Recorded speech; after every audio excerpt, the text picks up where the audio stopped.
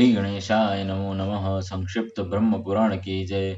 अक्रूर का नंदगांव में जाना। श्री रामकृष्ण की मथुरा यात्रा। गोपियों की कथा। अक्रूर को यमुना में भगवत दर्शन, उनके द्वारा भगवान की स्तुति, मथुरा प्रवेश, रजक वध और माली पर कृपा। व्यास जी कहते हैं, अक्रूर जी शीघ्र चलने वाले रथ पर चढ़कर मथुरा से निकले और श्री कृष्ण के दर्शन का लोभ लेकर नंदगांव की ओर चल दिए। मार्ग में सोचने लगे, आहा, मुझसे बढ़कर सौभाग्यशाली कोई नहीं है, क्योंकि आज मैं अशंत से ही अवतीर्ण हुए साक्षात भगवान विष्णु का मुख देखूंगा। आज मेरा जन्म सफल हुआ और आने वाला प्रभात बहुत ही सुंदर होगा, क्योंकि मैं विकसित विकसित कमल के समान नेत्रों वाले भगवान विष्णु के मुख का दर्शन करूंगा। जो स्मरण अथवा ध्यान के आकार भी मनुष्य के सारे पाप हर लेता है, वही कमल सदृश नेत्रों वाले श्री कृष्ण का सुंदर मुख आज मुझे देखने को मिलेगा, जिससे संपूर्ण वेद और वेदांगों का प्रादुर्भाव हुआ है, तथा जो देवताओं के लिए सर्वश्रेष्ठ आश्रय है, भगवान के उसी मुख का आज मैं दर्शन करूंगा। ब्रह्मा, इंद्र, रुद्र, अश्विनी कुमार, वसु आदि तथा मरुदगण जिनके स्वरूप को नहीं जानते, वे श्री हरि आज मेरा स्पर्श करेंगे। जो सर्वात्मा, सर्वव्यापी, सर्वस्वरूप, संपूर्ण भूतों में स्थित अव्यय एवं व्यापी परमात्मा है, वे ही आज मेरे नेत्रों की अतिथि होंगे। जिन्होंने अपनी योग शक्ति से मत्स्य, कूर्म, वाराह और नरसिंह आदि अवतार ग्रहण किए थे, वे ही भगवान आज मुझे वार्तालाप करेंगे। स्वेच्छा से शरीर धारण करने वाले अविनाशी जगन्नाथ इस समय कार्यवश व्रज में निवास करने के लिए मानव रूप धारण किए हुए हैं। जो भगवान अनंत अपने मस्तक पर इस पृथ्वी को धारण करते हैं, वे ही जगत का हित करने के लिए अवतीर्ण हो आज मुझे अक्रूर कहकर बुलाएंगे। पिता, पुत्र, सुहृद, भ्राता, माता और बंधु बांधव रूपिणी जिनकी माया को यह जगत हटा नहीं पाता, उन भगवान को नमस्कार है। जिनको बारंबार नमस्कार है, जिनको हृदय में स्थापित करके मनुष्य इस योग माया रूप फैली हुई अविद्या को तर जाते हैं, उन विद्वान स्वरूप परमात्मा को नमस्कार है। जिन्हें यज्ञ परायण मनुष्य, यज्ञ पुरुष, भगवद भक्त जन, वासुदेव और देवता वेदांत वेता सर्वव्यापी श्री कृष्ण कहते हैं, उनको मेरा नमस्कार है। जो संपूर्ण जगत के निवास स्थान है, जिनमें सत्य और असत्य दोनों प्रतिष्ठित है, वे भगवान सहज सत्व गुण से मुझ पर प्रसन्न हो। जिनका स्मरण करने पर मनुष्य पूर्व कल्याण का भागी होता है, उन पुरुष श्रेष्ठ श्री हरि की मैं सदा सदा के लिए शरण लेता हूँ। अक्रूर का हृदय भक्ति से विनम्र हो रहा था। वे इस प्रकार विष्णु का चिंतन करते हुए कुछ दिन रहते नंदगांव में पहुंच गए। वहां उन्होंने भगवान श्री कृष्ण को उस स्थान पर देखा जहां गौएं दुही जा रही थी। वे बछड़ों के बीच में खड़े थे। उनका अंग विकसित नील कमल की आभा से सुशोभित था। नेत्र नेत्र खिले हुए कमल की शोभा धारण करते थे। वक्षस्थल में श्रीवत्स का चिन्ह दिखाई देता था। बड़ी बड़ी बाहें, चौड़ी और उभरी हुई छाती, ऊंची नासिका, विलासयुक्त मुस्कान से सुशोभित मुख, लाल लाल नख, शरीर पर पीताम्बर, गले में जंगली पुष्पों के हार, हाथ में स्निग्ध नील लता और कानों में श्वेत कमल पुष्प के आभूषण, यही उनकी झांकी थी। उनके दोनों चरण भूमि पर विराजमान थे। श्री कृष्ण का दर्शन करने के बाद अक्रूर जी की दृष्टि यदुनंदन बलभद्र जी पर पड़ी, जो हंस, चंद्रमा और कुंद के समान गौर वर्ण थे। उनके शरीर पर नील वस्त्र शोभा पा रहे थे। उनकी कद ऊंची और बाहें बड़ी बड़ी थी। मुख प्रफुल्ल कमल सा सुशोभित था। नीलांबधारी गौरांग बलभद्र जी ऐसे जान पड़ते थे, मानो मेघमालों से गिरा हुआ दूसरा कैलाश पर्वत हो। उन दोनों भाइयों को देखकर महाबुद्धिमान अक्रूर जी का मुख कमल प्रसन्नता से खिल उठा। संपूर्ण शरीर में रोमांच हो आया और वे मन ही मन इस प्रकार कहने लगे, इन दोनों बंधुओं के रूप में यहाँ साक्षात भगवान विष्णु विराज रहे हैं। यही वह परम धाम है, यही वह परम पद है। अनंत मूर्ति भगवान आज ही मेरे हाथ का स्पर्श करके उसे शोभा संपन्न बनाएंगे। इन्हीं भगवान की उंगलियों के स्पर्श से संपूर्ण पाप नष्ट हो जाने के कारण मनुष्य उत्तम सिद्धि प्राप्त करते हैं तथा अश्विनी कुमार रुद्र इंद्र और वसु आदि देवता प्रसन्न होकर उन्हें उत्तम वर देते हैं। इन्हीं भगवान ने दैत्यराज की सेना का विनाश करके दैत्य पालनियों की आंखों का काजल भी छीन लिया। राजा बलि ने जिनके हाथ में संकल्प का जल छोड़कर रसातल में रहते हुए भी मनोहर स्वर्गीय भोग प्राप्त कर लिए तथा देवराज इंद्र जिनकी आराधना करके एक मनवंत के लिए देवलोकों का अखंड साम्राज्य प्राप्त किया, वे ही भगवान कंस के साथ रहने के कारण निर्दोष होते हुए भी दोष के पात्र बने हुए मुझ अक्रूर का क्या आदर न करेंगे। जो साधु पुरुषों से बहिष्कृत है उसे जन्म को धिक्कार है, उसके जन्म को धिक्कार है। भगवान श्री हरि ज्ञान स्वरूप है, परिपूर्ण सत्व के पुंज है, सब प्रकार के दोषों से रहित है, अव्यक्त और समस्त प्राणियों के हृदय में विराजमान है। जगत में कौन सी ऐसी वस्तु है जो उन्हें ज्ञात न हो।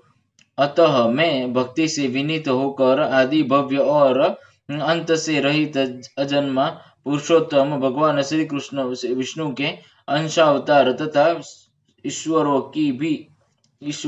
श्री कृष्ण की शरण में जाता हूँ। इस प्रकार विचार करते हुए वे भगवान श्री कृष्ण के पास गए और मैं यदुवंशी अक्रूर हूँ यो कहकर उनके चरणों में पड़ गए। भगवान ने भी ध्वजा वज और कमल आदि चिन्हों से सुशोभित अपने कर कमल द्वारा उनका स्पर्श किया और उन्हें खींचकर प्रेम पूर्वक गाढ़ आलिंगन दिया।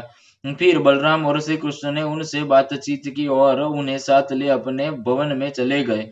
परस्पर प्रणाम आदि के बाद अक्रूर ने दोनों भाइयों के साथ बैठकर भोजन किया और यथा योग्य उनसे सब बातें निवेदन की। दुरात्मा दानव कंस ने वसुदेव और देवकी को जिस प्रकार धमकाया तथा उग्रसेन के प्रति जैसा उसका वर्ताव था और जिस उद्देश्य से कंस ने उन्हें व्रज में भेजा था वह सब विस्तार के साथ कह सुनाया। सुनकर भगवान श्री कृष्ण ने कहा, ये सब बातें मुझे ज्ञात है, इस विषय में जो उचित कर्तव्य है उसे मैं करूंगा, आप अन्यथा विचार न करें। कंस को मारा गया ही समझे। मैं बलराम जी सहित कल आपके साथ मथुरा चलूंगा। बड़े बूढ़े गोप भी बैठकी बहुत ही सी सामग्री लेकर जाएंगे। वीर आप किसी प्रकार की चिंता न करें, आराम से यहाँ रात बिताइए। आज से 3 रात के भीतर ही मैं अनुचरों सहित कंस को मार डालूंगा। तदंतर गोपों को मथुरा चलने का आदेश दे। अक्रूर श्री कृष्ण तथा बलराम जी नंद के घर में सोए। सवेरा होने पर महाबली राम और श्री कृष्ण अक्रूर के साथ मथुरा जाने को तैयार हो गए। यह देख गोपियों के नेत्रों से आंसू भर आए। वे चिंता से इतनी दुर्लभ हो गई थी कि उनकी कंगन और बाजूबंद खिसक खिसक कर गिरने लगे। वे दुख से पीड़ित हो लंबी सांस लेती हुई एक दूसरे से कहने लगी, सखी गोविंद मथुरा जाते हैं, वहां जाकर वे इस गोकुल में फिर क्यों आने लगे। वहां तो अपने कानों द्वारा नगर की स्त्रियों के मधुर वार्तालाप का रस पान करेंगे। नगर की नारियों के विलासपूर्ण वचनों में जब इनका मन आसक्त हो जाएगा तब फिर गांव की रहने वाली इन गंवार गोपियों की और उनका झुकाव कैसे हो सकेगा। हाय हाय, श्री हरि संपूर्ण ब्रज के प्राण थे, इन्हें छीनकर दुरात्मा और निर्दयी विधाता ने हम गोपियों पर निष्ठुर प्रहार किया है।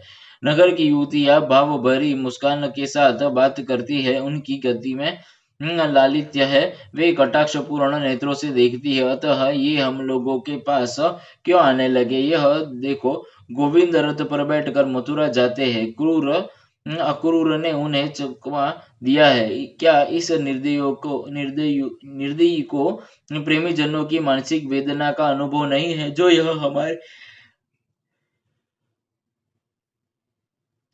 जो हमारे नयनानंद गोविंद को अन्यत्र लिए जाते हैं। गोविंद भी आज अत्यंत निष्ठुर हो गए हैं। देखो न, बलराम जी के साथ रथ पर बैठकर चले जा रहे हैं। अरे इन्हें रोकने में शीघ्रता करो। क्या कहती हो? गुरुजनों के सामने हमारा कुछ बोलना उचित नहीं है। अरे हम तो यो ही विरह की आग में जल रही है, अब ये गुरुजन हमारा क्या कर लेंगे? हाय, ये नंद बाबा आदि जी भी को जाने को उद्यत है। कोई भी श्री कृष्ण को लौटाने का उद्योग नहीं करता। आज मथुरा वासिनी युवतियों के नेत्र रूपी भ्रमर श्री कृष्ण के मुख कमल का मकरंद पान करेंगे। वे लोग धन्य है जो मार्ग में पुलकित शरीर से बेरोक टोक श्री कृष्ण का दर्शन करेंगे। आज गोविंद का दर्शन पाकर मथुरा की नगरियों के नेत्रों में महान आनंद छा जाएगा। आज उन भाग्यशालिनी युवतियों ने कौन सा शुभ स्वप्न देखा होगा, जो वे अपने विशाल एवं कमनीय नेत्रों से श्री कृष्ण की रूप माधुरी का पान करेंगी। अहो, विधाता को किंचित मात्र भी दया नहीं है। उसने हम गोपियों को बहुत बड़ी निधि का दर्शन कराकर हमारी आंखें ही निकाल ली। हमारे प्रति श्री कृष्ण का अनुरोध ज्यो ज्यो शिथिल होता जाता है, त्यों हमारे हाथों के कंगन भी शीघ्रता पूर्वक ढीले होते जा रहे हैं। अक्रूर का हृदय बहुत ही क्रूर है। वह घोड़ों को बहुत जल्दी जल्दी हाँकते हैं। हम जैसी आर्त स्त्रियों पर उसे छोड़ किसको दया नहीं आएगी। अरे वह देखो, श्री कृष्ण के रथ की धूल बहुत ऊंचे पर दिखाई देती है। हाय हाय, अब वह धूल भी नहीं दिखाई देती है। अब वह भगवान को बहुत दूर ले गई। इस प्रकार गोपियों के अन्यत्र अनुराग पूर्वक देखते देखते बलराम सहित श्री कृष्ण ने ब्रज के उस भूभाग को परित्याग किया। रथ के घोड़े बहुत तेज चलने वाले थे। अतः बलराम, अक्रूर और श्री कृष्ण दोपहर होते होते मथुरा के समीपवर्ती यमुना तट पर पहुंच गए। तब अक्रूर ने श्री कृष्ण से कहा, आप दोनों भाई यही रथ पर बैठे रहे, तब तक मैं यमुना के जल में नैतिक स्नान और पूजन कर लेता हूँ। श्री कृष्ण ने बहुत अच्छा कहकर उनकी बात मान ली। परम बुद्धिमान अक्रूर ने यमुना के जल में प्रवेश करके स्नान और आचमन किया। तत्पश्चात वे पर ब्रह्म का चिंतन करने लगे। उन्हें जल के भीतर सहस्त्रों फणों से युक्त बलभद्र जी दिखाई दिए और उनका शरीर कुंद के समान और गौर और नेत्र कमल पत्र के समान विशाल थे।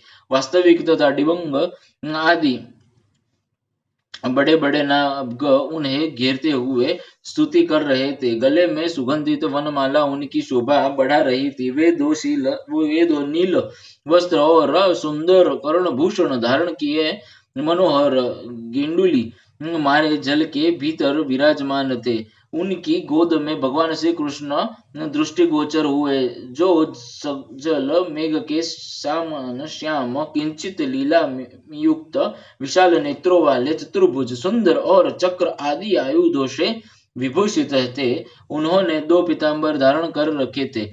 विचित्र विचित्र हार उनकी शोभा बढ़ाते हुए थे। इंद्रधनुष और विद्युन्माल से विभूषित मेघ की भांति उनकी विचित्र शोभा हो रही थी। वक्षस्थल में श्रीवत्स चिन्ह सुशोभित तथा भुजाओं में भुजबंध और मस्तक पर मुकुट दीप्यमान था। कानों में कमल पुष्प कुंडल का काम देता था। सनंद आदि पाप रहित सिद्ध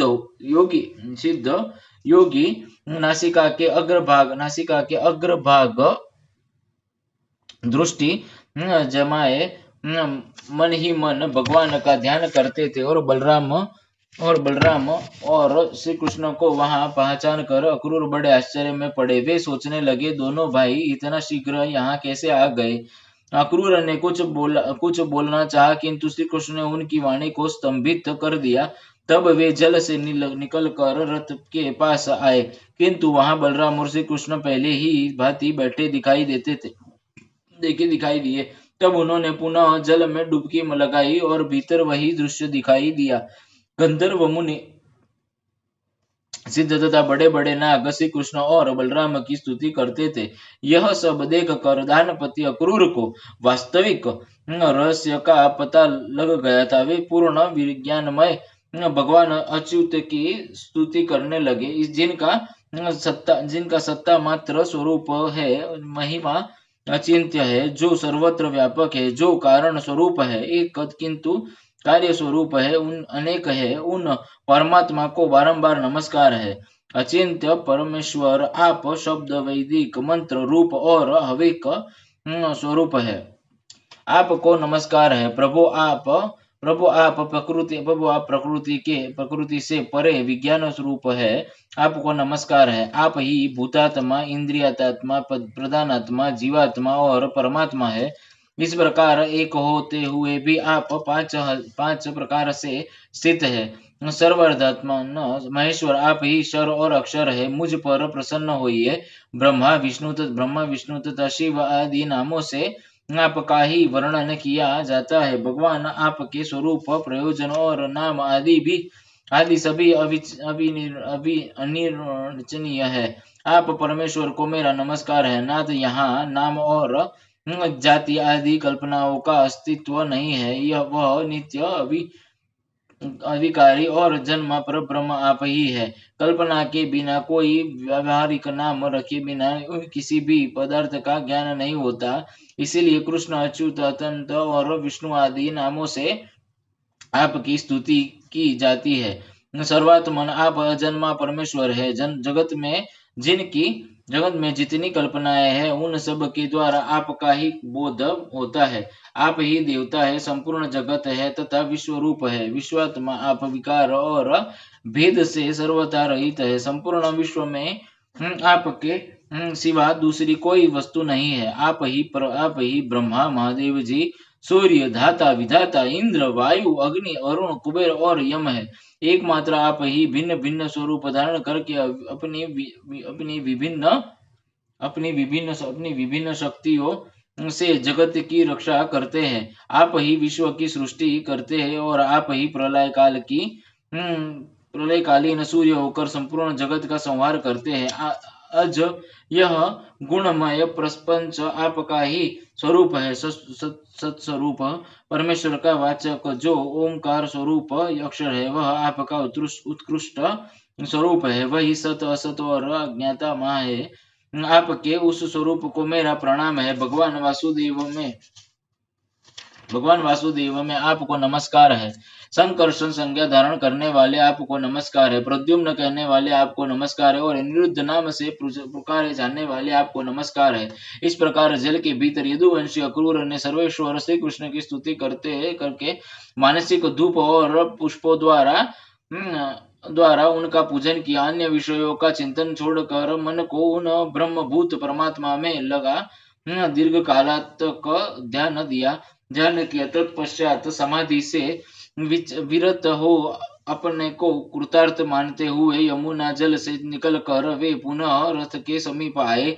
आने पर उन्हें बलराम और श्री कृष्ण को पूर्ववत बैठे देखा। अक्रूर जी के नेत्रों से विस्मय का आभास मिलता था। यह देख श्री कृष्ण ने उनसे कहा, अक्रूर जी, आपने यमुना के जल में कौन सी आश्चर्य की बात देखी है जो आपके नेत्र आश्चर्यचकित दिखाई देते हैं? अक्रूर बोले, अच्युत, जल के भीतर मैंने जो आश्चर्य देखा है, उसे यही अपने सामने मूर्तिमान बैठा देखता हूँ। यह परम ऐश्वर्यमय जगत जिन महात्मा का स्वरूप है, उन्हें आश्चर्य स्वरूप आपके साथ मेरा समागम हुआ है। मधुसूदन, अब इस विषय में अधिक कहने की क्या आवश्यकता चली है? मथुरा चले। मैं कंस से डरता हूँ, जो दूसरों के टुकड़ों पर जीवन निर्वाह करने वाले उन मनुष्यों के जन्म को धिक्कार है। जो यो कहकर अक्रूर ने घोड़ों को हाँक दिया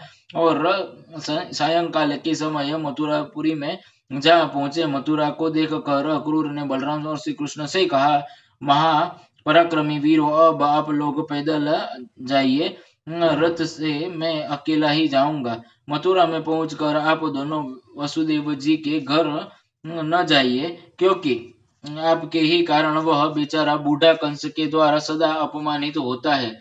यो कहकर अक्रूर जी मथुरापुरी में चले गए और राम और श्री कृष्ण भी पुरी में पहुंचकर राजमार्गों पर आ गए। इस उस समय नगर के सभी स्त्री पुरुष आनंद पूर्वक नेत्रों से उन्हें निहारते थे। वे दोनों वीर वीर तरुण हाथियों की भांति लीला पूर्वक चल रहे थे और घूमते घूमते उन दोनों भाइयों ने कपड़ा रंगने वाले एक रजक को देखा। उससे अपने शरीर के अनुरूप सुंदर वस्त्र मांगे। वह राजा कंस का रजक था। राजा की कृपा पाकर उसका अहंकार बहुत बढ़ गया था। उसने बलराम और श्री कृष्ण के प्रति ललकार कर उनके अक्षय युक्त कटु वचन कहे और उस दुरात्मा रजक का बर्ताव देख श्री कृष्ण कुपित हो उठे। उन्होंने थप्पड़ से मारकर उस रजक का मस्तक पृथ्वी पर और रजक का मस्तक पृथ्वी पर गिरा दिया। उसे मारकर राम और श्री कृष्ण ने उसे सारे वस्त्र छीन लिए और अपनी रुचि के अनुसार पीले एवं नीले वस्त्र धारण करके वे बड़े प्रसन्नता के साथ मालिक के घर गए। उन्हें देखते ही मालिक ने नेत्र आनंद से खिल उठे। वह अत्यंत विस्मित होकर मन ही मन सोचने लगा, ये दोनों किसके पुत्र है, कहाँ से आए हैं। एक एक अंग पर पीताम्बर शोभा पाता है, तो दूसरे शरीर पर नीलांबर। दोनों के अत्यंत मनोहर दिखाई देते हैं। उन्हें देखकर माली ने समझा दो देवता भूतल पर उतरे हैं। उन दोनों भाइयों के मुख कमल प्रफुल्लित दिखाई देते थे। माली ने दोनों हाथ पृथ्वी पर फैलाकर सिर से पृथ्वी का स्पर्श करते हुए साष्टांग प्रणाम किया और कहा, नाथ आप दोनों बड़ी कृपा करके मेरे घर पधारे हैं। मैं धन्य हो गया हूँ। अब पुष्पों से आप दोनों की पूजा करूंगा। यो कहकर उसने रुचि के अनुसार फूल भेंट किए। यो सुंदर है, यो मनोहर है। यो कहते हुए उसने उनके मन में फूलों के प्रति आकर्षण पैदा किया और जो जो उन्हें पसंद आया वह सब दिया। प्रायः सभी फूल मनोहर, निर्मल और सुगंधित थे। श्री कृष्ण ने भी प्रसन्न होकर माली को वर दिया, भद्र मेरे अधीन रहने वाली लक्ष्मी तेरा कभी त्याग न करेगी, सो तेरे बल और धन की कभी हानि न होगी। जब तक यह पृथ्वी और सूर्य रहेंगे तब तक तेरी पुत्र पौत्र आदि वंश परंपरा कायम रहेगी। तू बहुत से भोग भोग कर अंत में मेरी कृपा से मुझे स्मरण करते हुए दिव्य लोक प्राप्त करेगा। भद्र तेरा मन हर समय धर्म में लगा रहेगा। यो कहकर बलराम सहित श्री कृष्ण माली द्वारा पूजित हो उसके घर से चले गए। श्री कृष्ण अर्पणमस्तु, श्री कृष्ण अर्पणमस्तु, श्री कृष्ण अर्पणमस्तु।